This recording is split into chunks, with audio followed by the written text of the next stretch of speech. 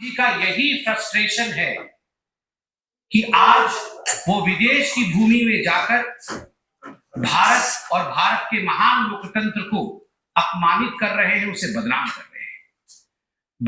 Boston के brown university में उनका कोई लेक्चर होना है।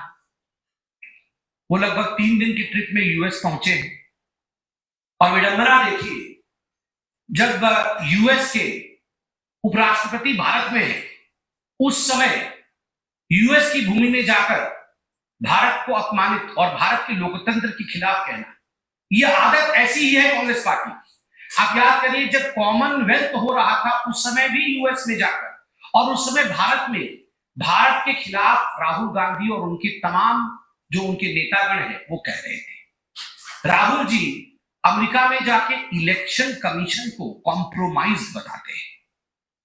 वो कहते हैं कि महाराष्ट्र के चुनाव में जिस प्रकार का मतदान हुआ वो एक तरह से फर्जीवाड़ा था। Shyam steel flexi strong TMT बार, ये स्ट्रॉन्ग के साथ फ्लेक्सिबल भी है। आपदा मुसीबत कोई भी आए, ये घर को अटूट बनाए। जब टीएमटी फ्लेक्सी स्ट्रॉन्ग, तो घर रहे हमेशा के लिए स्ट्रॉन्ग। महाराष्ट्र में भारतीय जनता पार्टी को और उनके अलायंस को जीतना नहीं था, और कहीं ना कहीं इलेक्शन कमीशन ने हमारे साथ समझौता किया। मैं राहुल जी से पूछना चाहता हूं, राहुल जी, झारखंड भी तो उसी समय चुनाव हुआ था, क्या आपने इलेक्शन कमीशन के साथ झारखंड में समझौता किया था? आप एक बार सोरेन जी से पूछिए, क्या उन्होंने समझौता किया था इलेक्शन कमीशन से?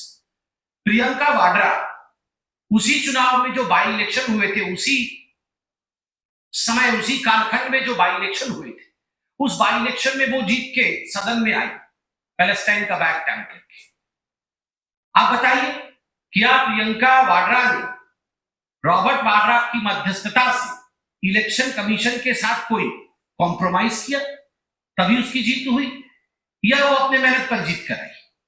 आप ये बताइए कि 240 सीट जब भारतीय जनता पार्टी को विगत लोकसभा 2024 के लोकसभा में जब हमें 200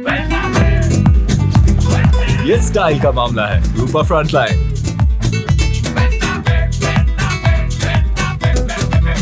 40 सीट और आपको 99 सीट मिली, तो आपने पूरे देश में और सदन में ढिंढोरा पीटा कि ये भारतीय जनता पार्टी की हार है और ये कांग्रेस पार्टी की जीत है। तो was the election commission compromise then? आपने ये जो जश्न मनाया था, क्या हम कॉम्प्रोमाइज थे? और ठीक उसी प्रकार महाराष्ट्र में लोकसभा में हमें 9 सीटें मिली और आपके गठबंधन को हमसे अधिक मिली, तो was the election commission compromise then by you? केवल इतना ही नहीं, आपने सामने बैठा करके सदन में अयोध्या सीट हम हार गए, इस प्रकार से आपने पूरा सेलिब्रेशन किया। क्या इसके पीछे आपका किसी प्रकार का कॉम्प्रोमाइज था इलेक्शन कमीशन के साथ? किस प्रकार से यह संभव हुआ?